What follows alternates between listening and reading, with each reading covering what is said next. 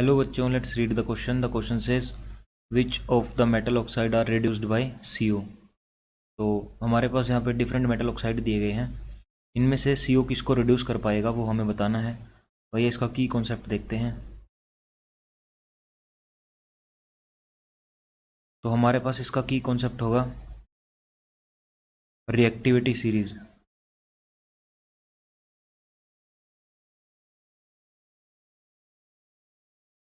Reactivity series में हमारे पास हमने डिफरेंट मेटल्स को अरेंज किया होता है on the basis of their reactivity.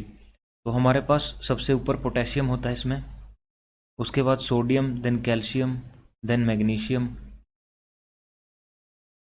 Aluminium, carbon, zinc, iron, उसके बाद टिन और लेड, एंड इट कंटिन्यूज। तो हमें जो रिक्वायर्ड है वो हमारे पास प्रेजेंट है, तो देख लेते हैं।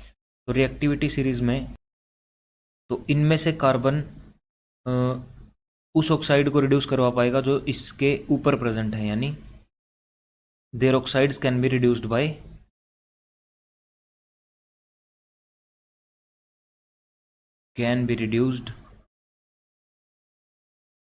बाय कार्बन और carbon monoxide.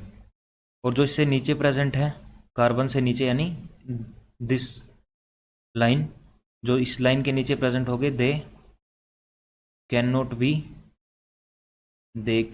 B reduced by CO या फिर कार्बन। तो यानी हमारे पास जो अगर let's say zinc oxide present है और उसकी अगर हम कार्बन के साथ रिएक्शन करवाते हैं, तो या CO के साथ, सॉरी यहाँ पे दिया गया है, तो ये हमारे पास इसके साथ रिएक्शन करेगा और हमें मिलेगा यहाँ से CO2 और साथ में जिंक।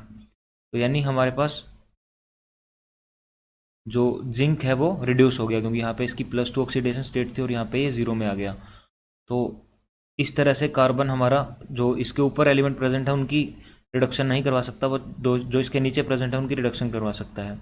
तो in this way carbon monoxide can reduce zinc oxide as well as Fe2O3.